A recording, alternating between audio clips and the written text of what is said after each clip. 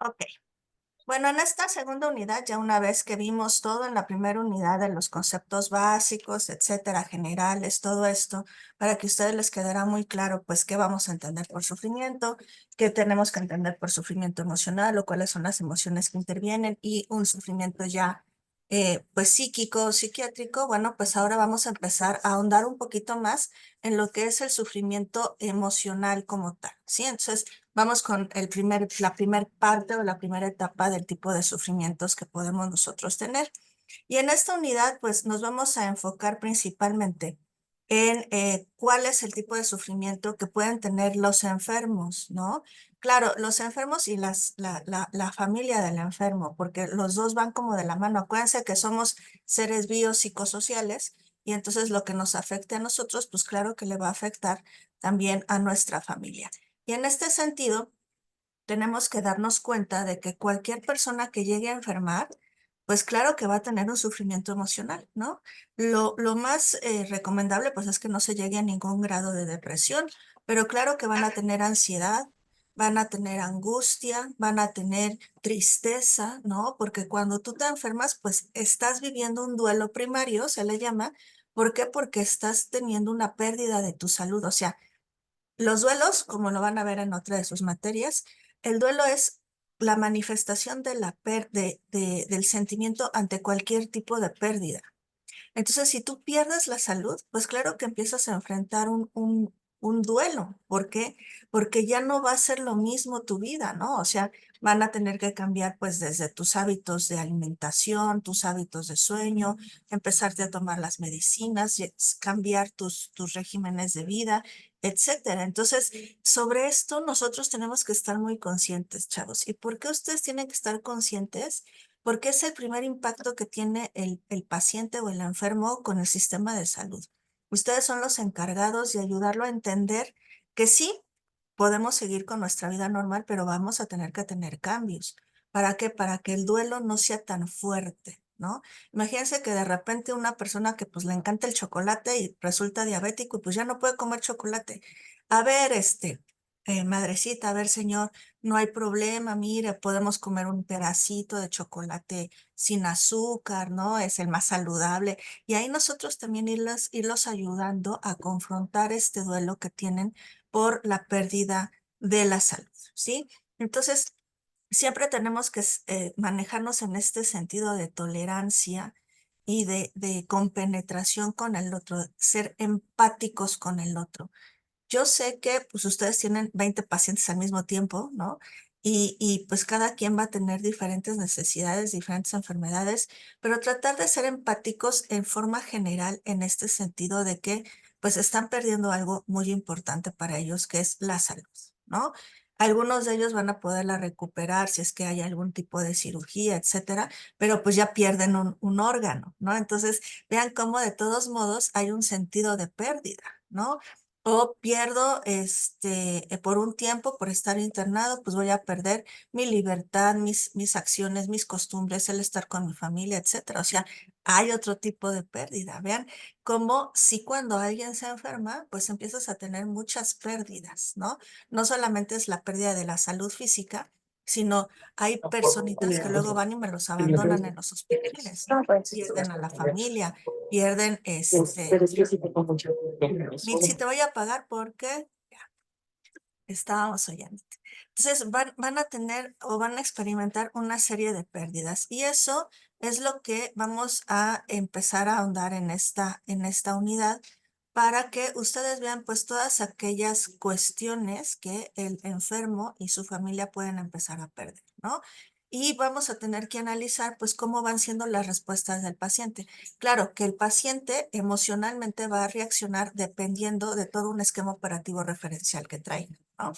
No va a ser lo mismo un paciente que toda su vida ha sido como que más tranquilo, un poco más sumiso, que pueda entender, etcétera, a alguien que toda su vida ha dado órdenes, que quiera seguir siendo el líder, etcétera. Vamos a tener ahí diferentes tipos de personalidades y claro, nos vamos a tener que nosotros también conocer a nuestros pacientes y adaptarnos y entender el sufrimiento emocional que están viviendo, ¿no? Y entonces, bueno, los tenemos que ayudar nosotros a entender el significado de su enfermedad, cuáles son las expectativas respecto a su tratamiento que esto pues va muy de la mano con los doctores, que yo siempre he sido de la idea de sí decir la verdad, aunque, como dicen, la verdad no peca, pero incomoda, y la verdad es la verdad. A final de cuentas se va a saber cuál es la percepción del servicio de salud que tiene la personita y también algo bien importante, cuáles son los recursos con los que cuenta la persona, ¿no? Ya lo vimos en la unidad pasada, cuando ustedes hicieron el análisis breve de dos casos, con cuáles recursos contaban cada uno de los pacientes ficticios. Bueno, ahora eso llévenlo a sus pacientes reales. ¿Con qué tipos de recursos está contando mi paciente? Porque igual y yo le digo, a ver, señor, usted no puede estar aquí nada más solo, tiene que venir a fuerzas alguien a cuidarlo. Pues sí, pero ¿y si no tengo a nadie? ¿No? Y si ya todos mis familiares se murieron, ¿no? Entonces, tenemos que ser muy conscientes en esta situación, ¿no? Si llega a haber una situación de estas, quien se tiene que hacer cargo es el área de trabajo social del hospital. Nosotros damos el reporte y decimos, la personita fulana de tal no tiene parientes, para que el Estado es el que se tiene que hacer cargo de este individuo. ¿Ok? Claro, todo el tratamiento médico y de enfermería, pues corresponde a ustedes, pero ¿quién se va a hacer responsable a final de cuentas? El Estado, ¿sí? O sea, no, a final de cuentas no estamos solos, porque ya pasó en una ocasión, hace como 2 años, una ambulancia me dejó botado, ambulancias de estas, particulares, me dejó botado a una personita ahí en el camellón, porque pues no había quien se hiciera responsable, no, espérame, ahí estás incurriendo hasta en intento de homicidio, ¿no? Entonces, hay que tener mucho cuidado, no podemos dejar a las personas así solas nada más, ¿no? Y para esto, pues bueno, nosotros tenemos brevemente, porque les digo que tienen toda una materia aparte que es acompañamiento de enfermería en el proceso de muerte, en la cual ven todo el duelo, ¿no? Ya en partes más específicas. Aquí lo vamos a ver muy chiquito, ¿no? Pero también es para que ustedes refuercen que estas cuestiones o estos aspectos los van a tener sus pacientes y la familia de sus pacientes, ¿no? ¿Cuáles son las partes del duelo? ¿Alguien ya llevó la otra materia? Paola, ¿ya la llevaste? Carla, ¿ya? ¿La estás llevando? ¿Cuáles son los elementos del duelo? No te oigo, corazón.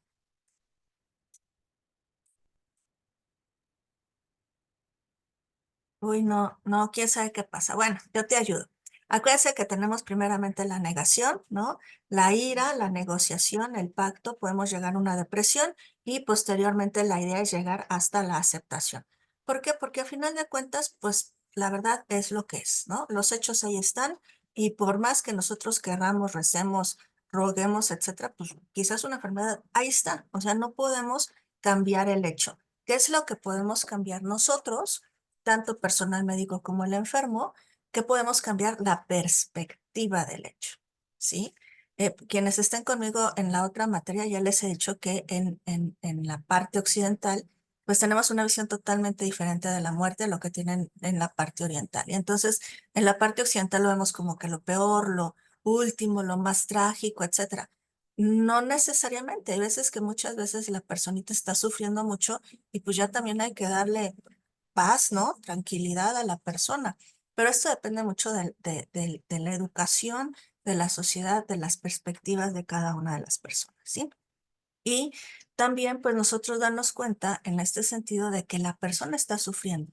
No nada más sufre físicamente, sino está sufriendo emocionalmente, ¿ok? Y entonces, en esta cuestión de sufrimiento emocional, pues nosotros tenemos que apoyarlo, tratando de hacerlo un poco más tenue la realidad, pero la realidad, a final de cuentas, es la realidad, ¿no? O sea, no, nunca mentir, nunca dar falsas esperanzas, ¿no? Yo también doy clases a nivel maestría a los doctores, a los médicos, y siempre les digo esto, o sea, no le den falsas esperanzas a la gente, porque a veces, pues, esto nos lleva a problemas más fuertes, ¿no? A mí hasta demandas han llegado, ¿no? Pero bueno, vean cómo en un momento dado nosotros tenemos que aceptar la realidad y hacerle ver al paciente su realidad y a los familiares su realidad, pero en una forma muy suave, muy tranquila. O sea, sí, señor, está enfermo, pero si se toma el medicamento, si sigue el procedimiento, podemos tener una mejoría, considerable en algunos casos, ¿no? O podemos tener una mejoría para que usted esté más tranquilo, pues con menos dolor, que eso muchas veces es lo que nosotros primeramente paliamos, ¿no? O tratamos de paliar que sea el dolor. Y con este tipo de situaciones, lo que queremos es que lleguemos a una adecuación tanto del paciente como de su familia para que pues entiendan de una forma lo más lógica y prudente posible el proceso que están viviendo, ¿no? A ver, señor, si usted tiene un problema cardíaco, pero si se toma estas medicinas, pues lo vamos a poder controlar bastante bien, ¿no? Y muchas veces ustedes están en este acompañamiento del proceso de, bueno, pues tener que ayudarlo y apoyar a la personita a sus medicamentos, a tomarle la presión, todos los sentidos, etcétera, para saber pues cómo va trabajando también la medicina y cómo va reaccionando en ciertas personas. Y entonces lo que vamos a revisar también en esta unidad son todas aquellas expresiones que tiene una personita de duelo ante una enfermedad. Y empezamos con diferentes tipos de sentimientos, sentimientos de rabia, tristeza, enfado, enojo, soledad, ansiedad, ¿no? Fatiga, anhelo, alivio, insensibilidad. O sea, todo es un cúmulo de sentimientos que tú empiezas a sentir cuando estás enfermo. Las sensaciones físicas que podemos nosotros sentir por este problema emocional, pues es que hay personas que se empiezan a enfermar mucho del estómago, ¿no? Y aparte, si ya tienen una enfermedad más los medicamentos, pues esto se agrava muchísimo más. También las características de la ansiedad generalizada son opresión en el pecho, a veces la garganta no pueden hablar, hipersensibilidad al ruido, hay personas que empiezan a tener problemas de dolor de cabeza, despersonalización, falta de aire, ¿no? Se fatigan muy rápidamente, debilidad muscular, dependiendo del tipo de enfermedad que tengan y dependiendo del tipo de conocimiento que tengan de la enfermedad. Eso es bien importante, porque cuando tú tengas algún miedo, lo primero que tienes que hacer es confrontarlo. Si tú no confrontas a tus miedos, no los vas a poder enfrentar y no los vas a poder superar. Entonces, tengo miedo, sí, tengo miedo de estar enfermo, ok. ¿De qué otra cosa tienes miedo? Pues tengo miedo de que esto se prolongue y pues esté yo cada vez más mal. Y al final, pues mucha gente te dice, tengo miedo a la muerte, ¿no? Entonces, ahí nosotros tenemos que ir paliando esto y si ustedes ya ven un grado, pues ya más alto, pues sí mandarlo al área de psicología y en su dado caso al área de psiquiatría. Ujú. Cuando una personita se enferma y empieza a pensar en todo lo que le va a poder pasar, acuérdense que el pensamiento hacia el futuro se llama ansiedad, ¿no? Entonces, las personas empiezan a estar muy ansiosas por lo que me va a pasar y voy a tener que renunciar y quizás me van a correr de mi trabajo y mis hijos me van a abandonar y mi esposo se va a ir, ¿no? Y empezamos a tener todo este tipo de pensamientos ansiosos que, claro, nos van a afectar en otros sentidos, como puede ser trastornos del sueño, trastornos alimentarios, aislamiento social, la gente luego empieza a soñar mucho con su enfermedad, evitar recordatorios de la enfermedad, que para eso ahí están ustedes, ¿no? Para estar viendo lo de las medicinas, etcétera. Llanto, recuerdos sobre cuando eran totalmente sanos, etcétera. Es un duelo, a final de cuentas es un duelo, ¿no?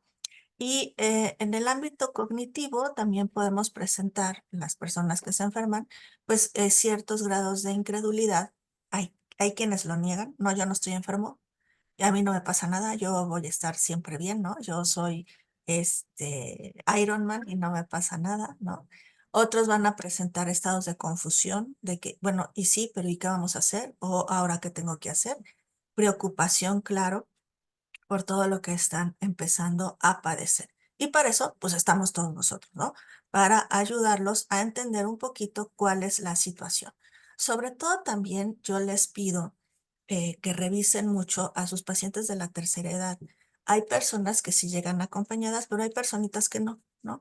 Entonces también, o cualquier persona madura, joven, que empiece a tener este tipo de problemas, pues a ubicarlo, orientarlo, ¿no? O sea, quizás no es mi trabajo como enfermera decirle, a ver, tiene que ir a la caja fulana de tal, y etcétera. Pero sí puedo llamar a nuestros compañeros de apoyo social o puedo llamar a alguien de administración para que ayude a la persona, porque imagínense, si de por sí siendo todos con todos nuestros sentidos y todo súper bien. Luego nos perdemos, ¿no? Y no sabemos a qué ventanilla tengo que ir y a qué tengo que hacer. Ahora imagínense, pues con un problema físico, claro, que claro te va a afectar a tu estado psíquico y emocional y pues estás como vuelto loco, ¿no? Entonces, hay que ser empáticos en este sentido, chicos. Y si vemos que una personita pues no sabe para dónde, espérame tantito, ahorita le llamo a alguien de administración que venga por usted o llamo a trabajo social para que vengan por usted. Tratar de ser empáticos en este sentido, ¿no? Tanto el paciente como los familiares también luego no saben ni para dónde, ¿no?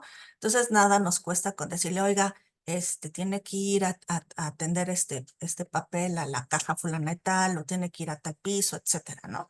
Nada nos cuesta porque no se vale pues también dejarlos ahí solos como perritos perdidos a los pobres que no saben ni para dónde ir, ¿no? ¿Y cuáles serían las metas que nosotros tendríamos al atender emocionalmente hablando a un pacientito con una enfermedad crónica? Bueno, pues lo primero que tenemos que hacer es, para él y para la familia, que traten de entender su enfermedad, ¿no? Tratar de entender su enfermedad. Ahora tenemos un problema, psicológicamente hablando, que es exceso de información, ¿no? ¿Por qué? Porque ahora todos los pacientitos llegan a tener algo y ahí está, ¿no? San Google y todo el mundo empieza a ver y a preguntar y luego ni saben por dónde va, pero ellos ya le investigaron, ¿no? Y te llegan, no, es que yo tengo esto y esto y esto y esto. Espérame tantito, o sea, el profesional, los profesionales somos nosotros. Tú, tranquilo, vamos poco a poquito, ¿no? ¿Qué pasó, Alice? Adelante. Hola, maestra, buenos días. Buenos días. Bueno, un comentario. Sí, tiene mucha razón. Lamentablemente, este tipo de información a veces no es muy verídica y llegan a tener ideas a veces como que muy, pero muy a futuro y eso también ocasiona miedo en los familiares. Yo estoy en el servicio de diálisis y sí, lamentablemente se me van ya casi hasta, bueno, no sé, ¿no? Hay mucha mala información en cuanto a las técnicas. Entonces, no, sí, es muy importante lo que está usted mencionando. La verdad es que sí, yo lo he visto mucho. Sí, Alice, pues hay que ayudarlos, ¿no? ¿Y cómo los podemos Ujú. ayudar? Primero, siendo empáticos y luego asumiendo nuestra responsabilidad de, como enfermeros, dar la información hasta donde yo pueda, ¿no? Claro. A ver, señor, este tratamiento es esto y esto y esto, lo que vamos a hacer es esto, para que la gente esté consciente. ¿Saben por qué? Porque muchas veces los pacientes llegamos y nos conectan a la máquina y no sabemos ni qué, ¿no? Y pues ya ustedes hacen su trabajo y van y vienen y no, ya pasó la media hora, ya pasó la hora, ya nos desconectan y tú y ahora le vas, ¿no? ¿Para qué me sirve? ¿Por qué me sirve? ¿Por qué me lo están dando? Ah, véalo con su médico. Bueno, hay cosas que sí tengo yo que, o sea, desde su nivel, ¿no? Que sí tiene que decir al médico, pero ¿qué le puedo decir yo? O sea, yo le puedo decir, a ver, le voy a tener que poner la canalización, le voy a tener que poner esto, mire, estos son los niveles, ¿no? Para que la gente esté más tranquila. ¿Saben por qué? Porque esto les va a quitar también a ustedes un peso de encima y mucho trabajo. Porque luego no sé si les ha pasado de que están ahí con el timbrito, ¿no? Y cada rato, trun, y ahí vas, ¿no? ¿Qué pasó? No, pues es que ya esto marcó mal. Y ya, ¿no? Lo arreglan, se van. Y trun, oiga, no, y estamos yendo cada 5, cada 6 minutos a ver qué es lo que está pasando con el enfermito. Entonces, mejor expliquen para qué sirven los aparatos, cuáles son las misiones que ustedes están llevando. A ver, señor, si llega a pasar esto, entonces sí me llama, ¿no? Porque ustedes atienden pues, a 20, 15, 20 pacientes o más por piso, ¿no? Y luego, pues claro, nos llenamos nosotros también de trabajo. ¿Y qué es lo que pasa? Pues ya llegamos molestos, ansiosos. A ver, otra vez usted, ¿no? Y ya y le agarras y le arreglas el aparato, y etcétera, ¿no? ¿Por qué? Porque también empezamos a tener nosotros grados de ansiedad, ¿no? Por tanto trabajo y por tanta situación. Luego, ¿qué otra cosa tenemos que hacer con nuestro paciente? Ayudarle a manejar su tratamiento, ¿no? Por ejemplo, en diálisis, que nos estaba comentando la compañerita, pues muchas veces tenemos que enseñarle a los familiares para que se les pueda prestar la máquina y los hagan en casa, ¿no? Entonces, bueno, es todo un proceso, es toda una inducción para que ellos sepan qué es lo que tienen que hacer, ¿no? Pero bueno, en otros casos no es a ese nivel de que se lleven la máquina, pero sí que sepan qué es lo que tienen que hacer, cómo lo tienen que hacer, qué es lo que tienen que medir, qué es lo que no tienen que medir. Por ejemplo, algo básico, ¿no? Por ejemplo, en cuestión de sistema cardíaco. no es lo mismo que nosotros estemos atendiendo a un adulto joven, ¿no? A que estemos atendiendo a una persona de la tercera edad. Ustedes saben que el sistema cardíaco varía, ¿no? Y varía y puede subir un poquito, puede bajar un poquito, dependiendo de lo que tenga la persona. Pero sus niveles no van a ser 120, 90, ¿no? 80, ¿no? No van a ser esos. Van a variar. Y entonces tenemos nosotros que saber pues, cuál es su grado. Con eso, muchas veces la gente se calma. Ah, entonces, como soy hipertenso, puede ser que yo tenga, en lugar de 120, 130, y eso es mi normalidad. Sí, señor, eso es su normalidad. Aquí nos los dejó el cardiólogo. ¿Ya? Y ya me evito de que me estén hablando a cada ratito porque tengo 128, 132, ¿no? ¿Sí me explicó? Entonces vean cómo también ustedes se pueden apoyar. Otra cosa que podemos hacer es enseñarles a tener adquisiciones de nuevas competencias, técnicas y prácticas. O sea, lo que se puede hacer, lo que se puede medir, porque luego también llegamos a grados extremos, ¿no? Yo conozco muchas personitas de la tercera edad que todo el día están pegados ayer con, ya ven que ahora los venden en Sanborns y todo esto es para controlar la presión. Ah, pues están ahí cada hora tomándose la presión. No, tampoco, ¿no? Tampoco. O sea, que también en coordinación con el médico, pues veamos qué tanto se la tiene que tomar. Quizás es 3 veces al día, pero no todo el día, ¿no? Que son cosas muy diferentes, ¿no? Entonces también enseñarle a ocupar en lo que él se tenga que llevar, ¿no? Luego, entender que están pasando por un proceso de duelo y yo lo tengo que ayudar a transitar ese proceso de duelo. ¿Para qué, chavos? Para que ustedes no se enojen, para que ustedes no entren en ansiedad, porque son sus pacientes. Su problema es profesional, no es un problema personal. Ujú. No lo tomen personalmente. Si alguien se ofende, les grita, les dice de cosas, etcétera, o está llorando, etcétera, no es problema de ustedes. Es problema, hay que entender muy bien que la personita está pasando por este proceso de duelo y que va a tener diferentes etapas. Entonces, si en una de esas me grita muy feo, o sea, era una persona tranquila y de repente me grita, quizás esté pasando por un estado de enojo, ¿no? Y no me lo tomo personal. Y no me lo llevo con mis otros pacientes ni me lo llevo a mi casa. ¿Por qué? Porque es el proceso de duelo del enfermo o del familiar, no de ustedes. No se me enganchen, ¿sí? Yo sé que a veces es bien difícil porque a veces tenemos personas tremendas, ¿no? Pero en ese momento salgan, pídanle permiso a su jefa, váyanse a dar vueltas ahí al pasillo, unas 20 vueltas. ¿Para qué? Para que se me les oxigene el cerebro. Es importantísimo que nosotros oxigenemos nuestro cerebro. Yo les digo que den 20 vueltas ahí en el pasillo. Si se pudieran salir un poquito al parquecito, si hay un árbol, vayan y ocupen eso, porque esto no es ni chamanismo, ni brujería, ni nada, es ciencia, ¿no? Los árboles crean oxígeno y nosotros expedimos CO2. Entonces, si tú te vas a hacer respiraciones profundas cuando estás muy estresado a un árbol, el cambio que va a haber de oxígeno y de CO2 va a ser más rápido y entonces a ti te va a ayudar.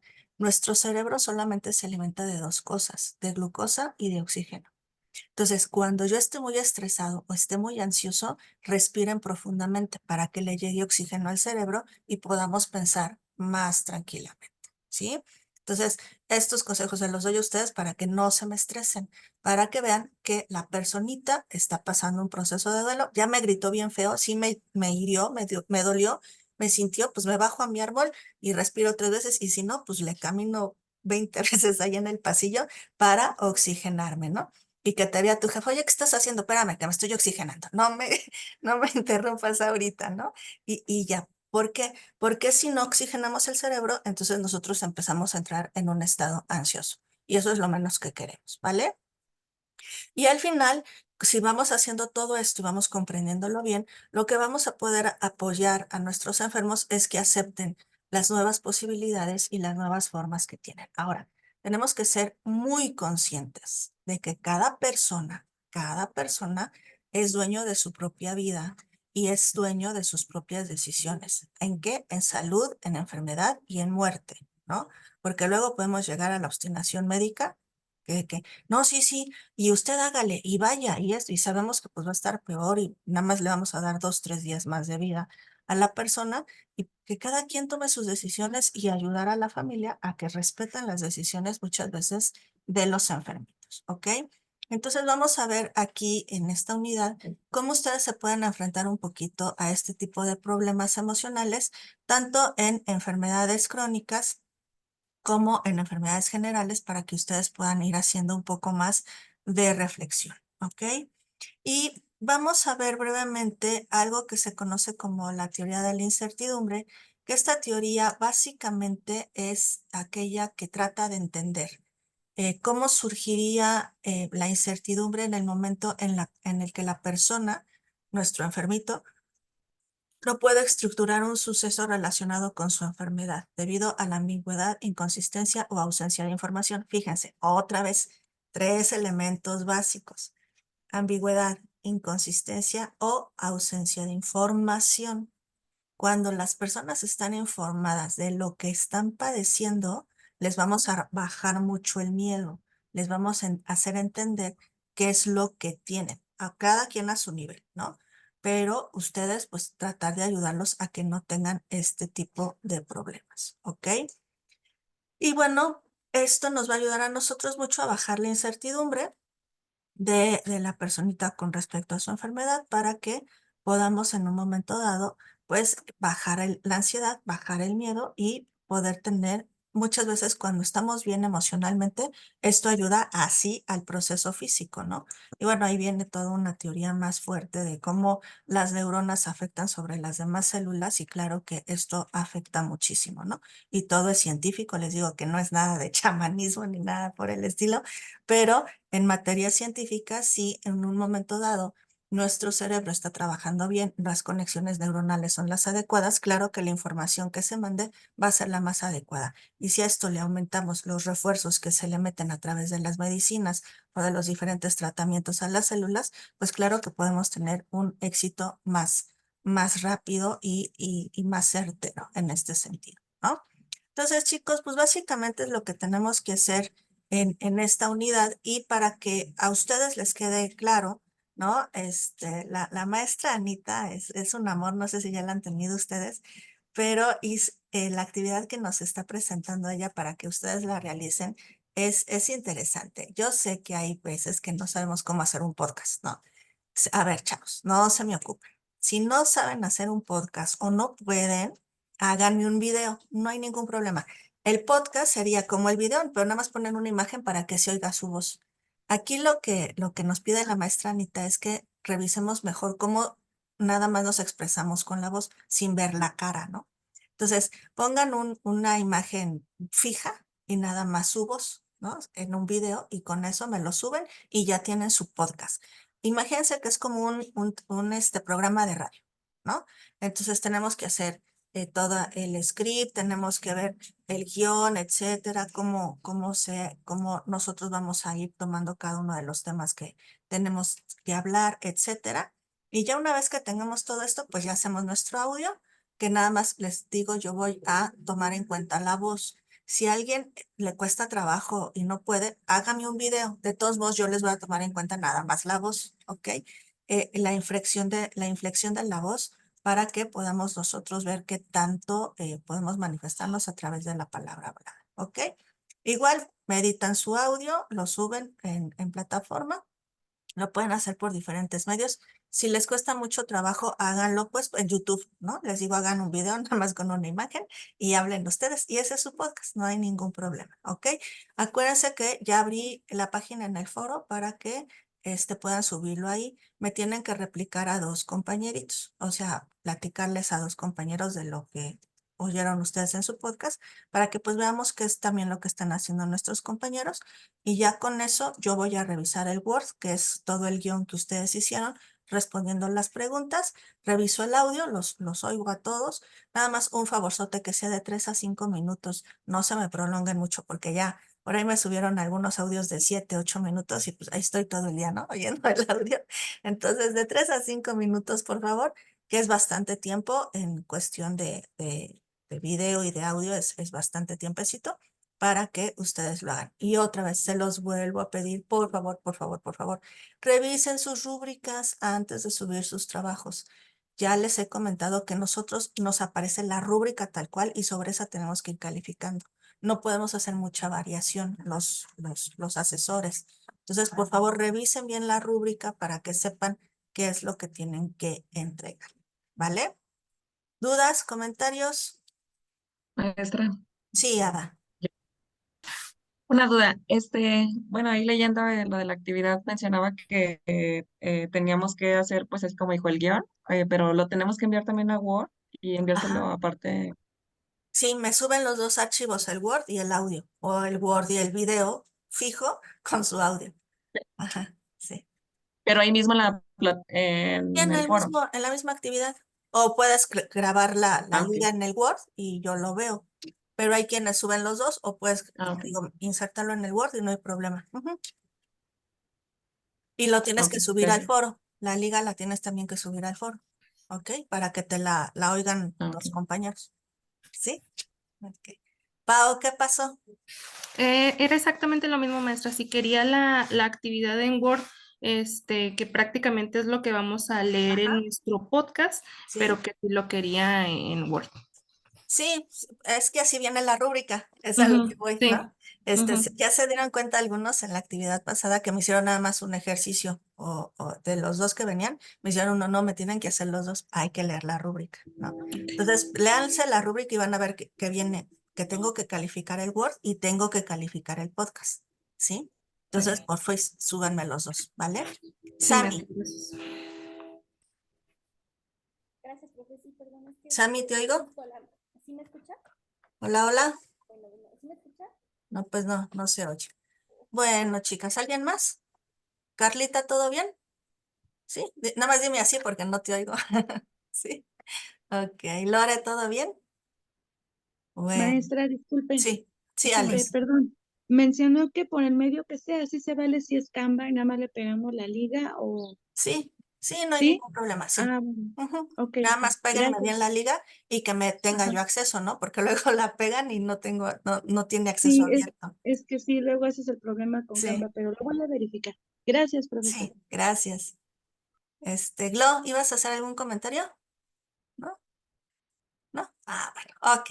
Muy bien, chicas y chicos, pues espero que hagan muy bonitos sus podcasts, que les guste mucho esta unidad, que es como que la general, y ya luego entramos en los problemas psiquiátricos en la siguiente unidad. Yo sigo a sus órdenes a través del portal y a través del chat. Sigo ahí a sus órdenes para cualquier duda, aclaración o comentario. Que tengan un excelente día. Cuídense mucho, pórtense bonito y nos estamos viendo. Gracias, bonito Gracias, día. maestra. Bye. Bye. Gracias. Hasta luego. Bonito día. Dios. Dios. Bye.